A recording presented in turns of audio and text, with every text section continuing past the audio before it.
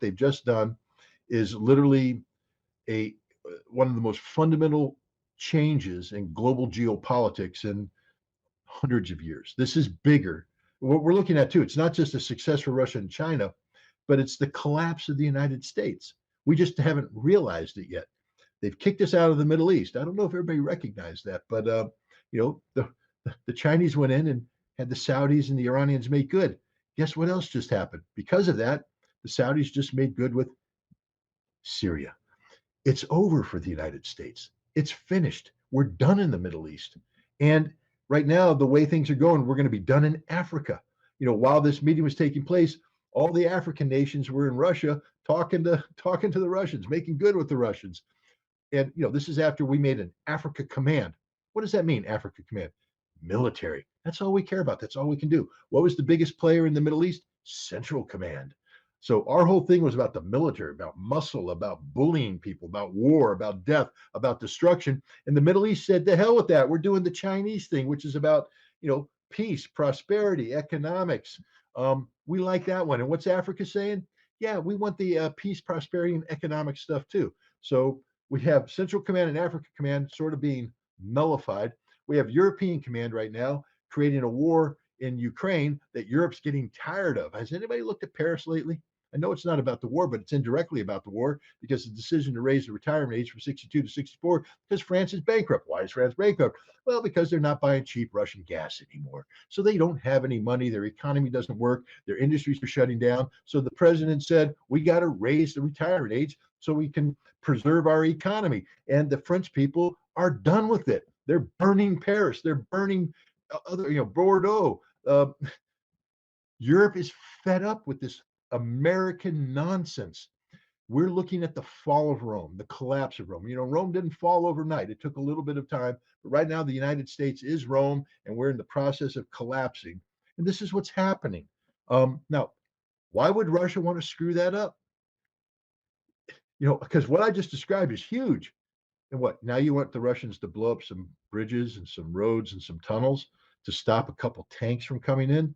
14 British tanks. You want to stop that? You know how they'll be stopped? When they go to the front line and a Russian soldier with a AT-4 Coronet or some other anti-tank missile blows it up, or a T-90 comes in with their Svets-2 anti-tank missile, bam, hits it, blows it up. You want to bring in 14 more? Go ahead, bring them in. They'll kill them. Leopards, bring on all the leopards you want. Martyrs, bring it. Bradleys, let's do it. Open up. Fact is, what the Russians should be doing is just opening up all the highways and saying, bring it in, bring it in, bring it in, wave it in, because they're going to kill them all. There's nothing NATO can do to help Ukraine win this war. All NATO assistance does is increase the casualty levels for the Ukrainians. And that's just reality. I know it's frustrating for people to sit there and say, why aren't they shutting down the bridges? They don't need to. That's an unnecessary escalation. Everything that comes across dies. That's the reality. Great explanation. Brian Egger from Wales. I was reading about the use of depleted uranium in Iraq. Apparently, 1,700 tons was left on the battlefield, and even today, thousands of people and babies are affected. It's comparable to Agent Orange in Vietnam that's still causing a vast number of birth defects. Could any of this be classified as a war crime? That's a good question. Could it be classified as a war crime? A key element is intent. And there, I think, but here, here's the thing. The United States government has deliberately suppressed any meaningful study into depleted uranium. One of the things we do is we say, well, it's not radioactive. There's no radiation hazard. Pretty much true. I mean, it's got low levels of beta radiation. If you inhale it and you get it in your lungs, it's going to sit there and give you cancer. There's no doubt about it.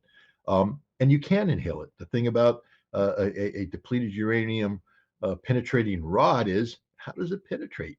It hits, and as it bores its way through, things vaporize off and turn into dust. And the dust hangs there, and you breathe it in, and then you get cancer and you die 20 years later. Or it goes into the soil, and then it gets kicked up and people breathe it in. It goes into the water and you ingest it. It's everywhere. That's what It does. So we know this. It's not the radiation that gets you. It's not about you have to go in with Geiger counters and oh Lord, the radiation levels are unreal, crazy. No. But see, that's where we're misleading the people because say the radiation threat is very low, very minor. Okay, but we're not talking about the radiation threat. We're talking about the fact that it's a heavy metal, and we're talking about the fact that it's poison, that it's toxic, and that, for instance, in Kosovo, because we fired 30,000 depleted uranium rounds, there's a higher level of leukemia that's taking place. That can, the cause and effect relationship is definite. You put up 30,000 rounds of depleted uranium, the leukemia level goes up. The places where we used a lot of depleted uranium, it goes up. You use less, it lowers. If you didn't use any, it's down to normal. Gee, that's a cause and effect relationship that even a Marine can understand. But what the government says is there's no proof. That means nothing. Just because we used a lot of DU and it increases the level of leukemia, it proves nothing. Proves nothing. Okay, then we go to Iraq, 1,700 tons of depleted uranium. And I normally I would just say don't look at these pictures, guys, but now I'm going to say go look at the pictures. Go Google Iraqi children Fallujah depleted uranium and look at the pictures. Get physically sick to your stomach. Thousands of them, thousands of them. Deformities like you've never seen before. And it's only because of the depleted uranium we put into the soil. It's only because, and then take a look at the mothers and the suffering that they have. Look at the cancer that's affecting everybody that lives there. We have poisoned Iraq, and this is never going away, ladies and gentlemen. Depleted uranium is there forever. You can't clean it up. It's part of the environment. So future generations that live there are condemned to have very high levels of mortality, birth defects, cancer, the whole thing. We know this. We know this. And so now, while you may not have been able to call it a war crime when we first used it because people were, well, we're not sure about it and all that stuff, we know it now. We know it. This is why everybody's going, Ritter's so pro-Russian. He just closes his eyes to everything that Russia does. They use depleted uranium too. No, they don't. That's the difference. You see, they used to, the Soviets used to use it just like we did. They made an anti-tank round for their T-72 main battle tank so it could kill our M1A1 Abrams. But around 2000, the Russian government went, isn't that stuff poison? And the Russian military went, oh yeah, it's really poison. They said, so the Americans and the British are saying that, we got like the VA saying there's guys that get cancer from this stuff, from using this stuff. Is that true? Yes.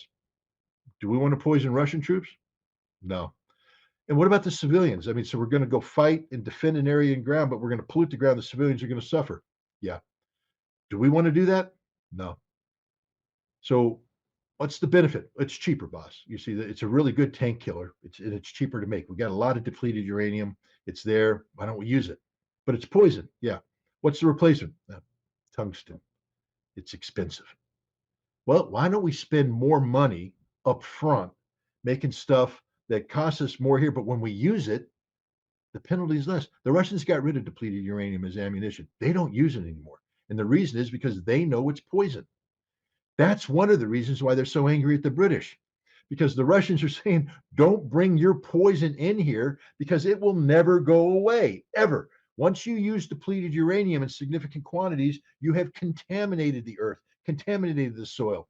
And it's the Ukrainians that'll pay the price. It's the Russians that'll pay the price.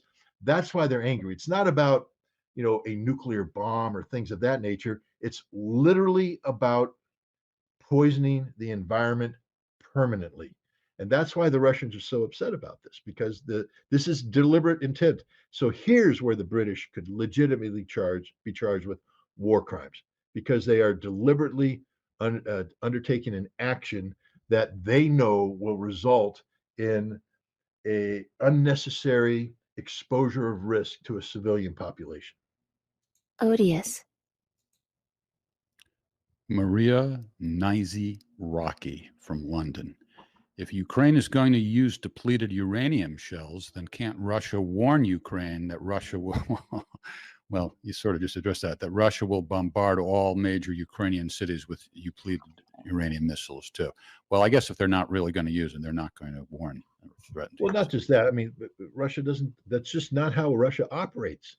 I mean, I don't know what part of the Russians are behaving. If people take a look at the massive amount of deaths that have taken place in this war so far, massive amounts of deaths. Um, the Ukrainians have probably lost more men in combat in 1 year than the United States lost in both the Pacific and European theaters for the entire Second World War. Um, this is huge. Now, normally in modern combat of this nature, one would expect a correlation of close to 1 in terms of civilian casualties. Um, that's not it. They're talking what 9, 10, 11, 12,000 Ukrainian civilian dead. That's a lot. I don't want to minimize that a lot. I mean, that's disturbing. But most people don't understand that when we liberated Normandy, D-Day, the Great Normandy invasion, we killed 60,000 French civilians. 60,000 French civilians died, and people were like, "That's okay because you're liberating France." Um, the Russians aren't engaged in the kind of you know targeting and such operations that would produce civilian casualties. They are deliberately avoiding civilian casualties, and they pay a higher price as a result. Um, the so that's their whole approach is to minimize risk to the civilians. The West doesn't get it because the second I say that, people go, "That's just Russian propaganda, Ritter. You're just smoking the Russian dope." No, I'm not. Um, if they have good dope, maybe I should. Oh, But they tell me it's illegal there. We were talking about that on the Sunday podcast, by the way. that's right. We're not allowed to smoke dope in Russia. That's right. You Yeah. go to jail for a long time. Um, okay, so we're just going to drink Russian vodka instead. That we can do. But my point is, no, this is the truth. The Russians have behaved in a way that's beyond. This is why this whole international criminal court thing is just mind-boggling. You're coming after Russia as war criminals for what? What have they done? Where's the war crime? Bucha? Don't take me down that path. We know who did Bucha. The Ukrainians have all but admitted they've done Bucha. But it's the Ukrainians that the Washington Post and Human Rights Watch have called out for using their own population as human shields. And if you read the accounts of Mariupol, even Bakhmut, I mean, they got this old Russian lady, Ukrainian lady actually, but she's there and she's just talking about how the Wagner guys, Wagner, those evil mercenaries that we call criminals, she said they came in her house, they were attacking, they came and found her, and they're like, "What the hell's this old lady doing in the basement here?" Well, she lives there, but she's been living in the middle of a war zone. So what these guys did is they literally covered her and took her out, and one of them died protecting her with his body. He got killed. The other two were wounded, but they evacuated her. That's what the Russians do. That's what they've been doing over and over and over again. And people don't get it. This is why this whole concept of an international criminal court is it's just ludicrous. Craig Z from Long Island. Long Island. Do you notice any similarity between the current Ukraine-Russia war and the Yugoslav wars?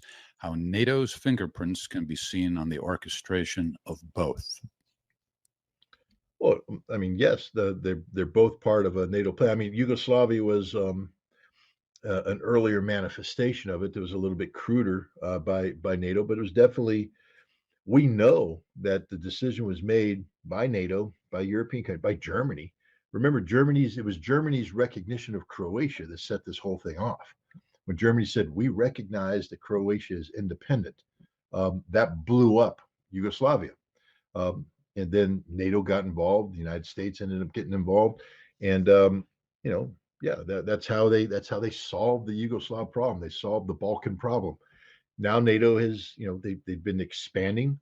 They took it up to the Russian border for what? What was the purpose? Because this was all a NATO strategy, and the purpose was to dismember Russia. That's it. Anybody who says that NATO is a peaceful organization, there's nothing peaceful about NATO. It's a bloodthirsty organization. It's transformed itself from a defensive alliance into an alliance that believes in European domination, regional domination. Libya, is that Europe? Nope. Afghanistan? Nope. Iraq? Nope. None of that's Europe. Now they're talking about the Pacific. So NATO is about global hegemony. And what makes that happen? The Americans. we're the ones who are driving this all. So it's American fingerprints and the whole thing. I think Yugoslavia is more of a European thing. I think the Europeans led us into that, sort of like Libya, even though it was Barack Obama's worst foreign policy mistake, he acknowledges it. Um, it was France that pretty much got us involved in Libya because I think their president, Sarkozy, maybe was his name. I have to go back. Was taking money from the Libyans, and he got caught, and he was trying to clean it up. So we went to war to clean it up. I mean, literally, that's why we went to war in Libya.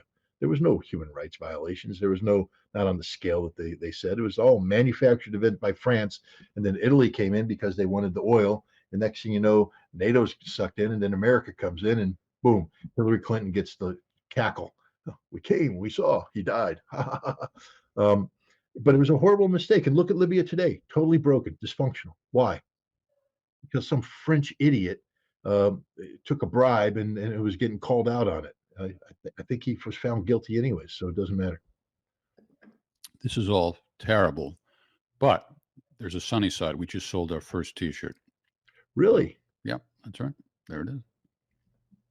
Scott Where's Ritter. don't you have a cheer thing? Don't you have a button? You can push a button and have people cheering or have a Yeah. hoo-yah. Doesn't this get a hoo-yah?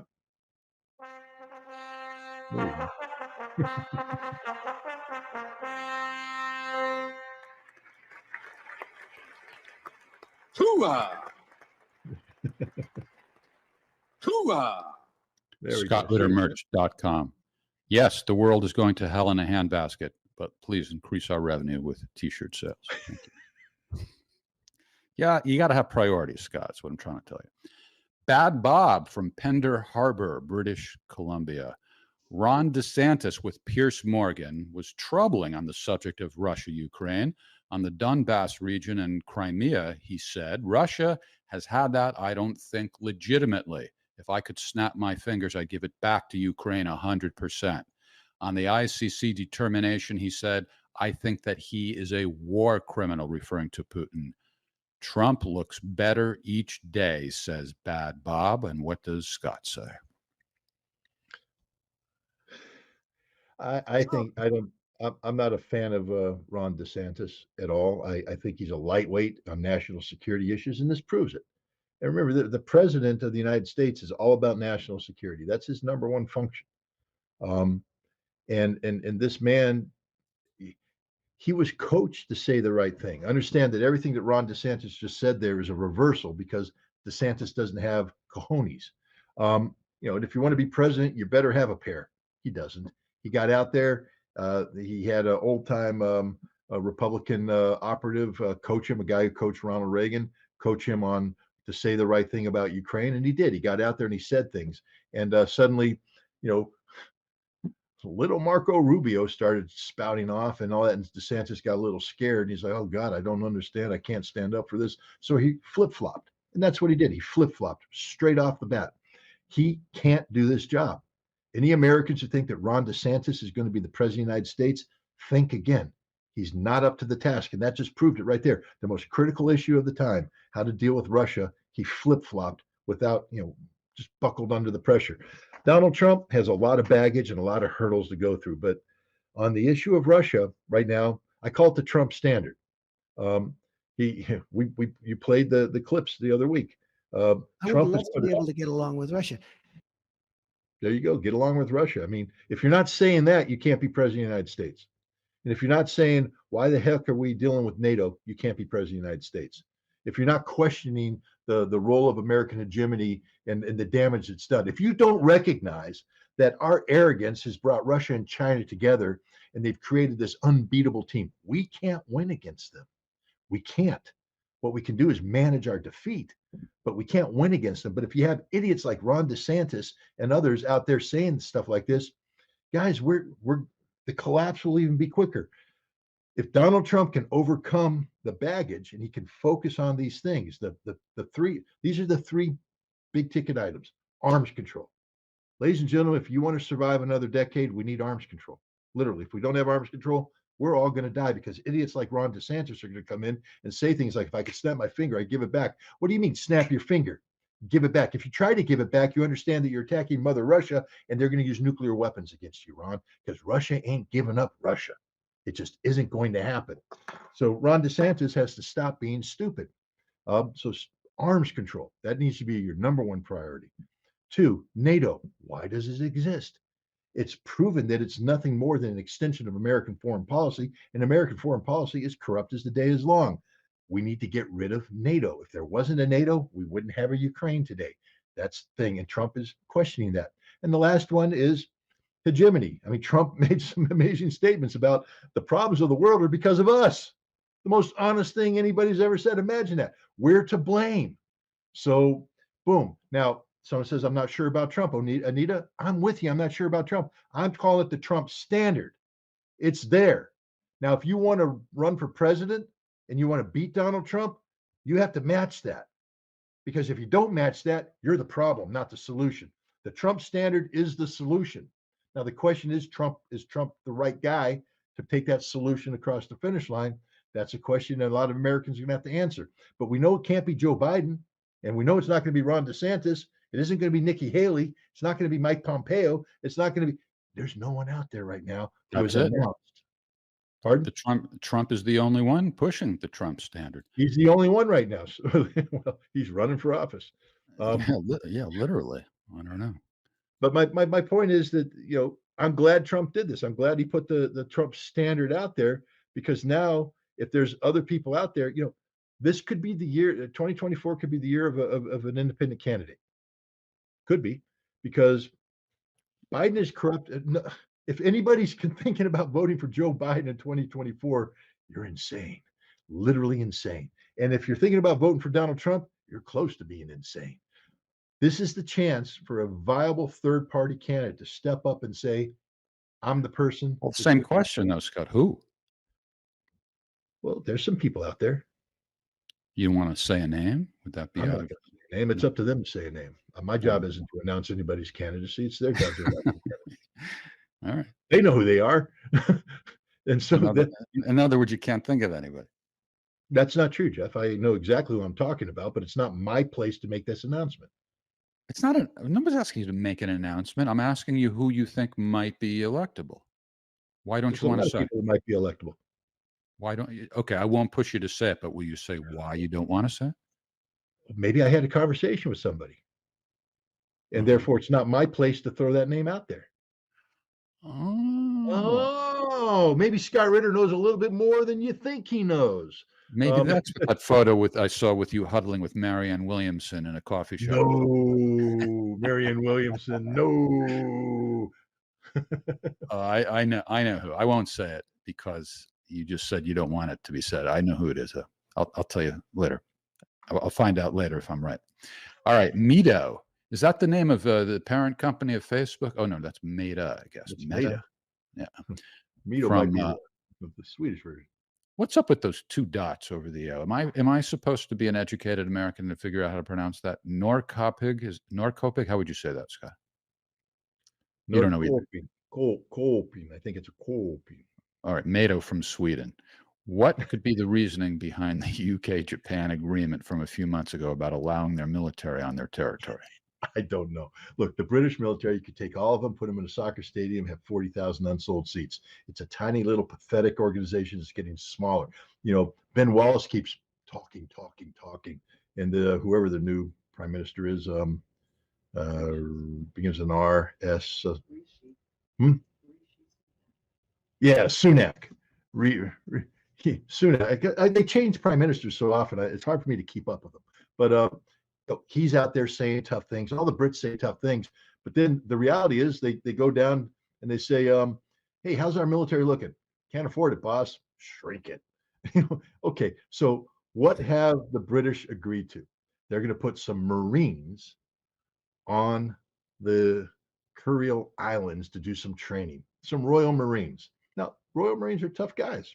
I wouldn't mess with them. Not in a bar fight. But company, it's nothing. It's pure politics. This is a joke. You can't sustain them. How are the British going to sustain them?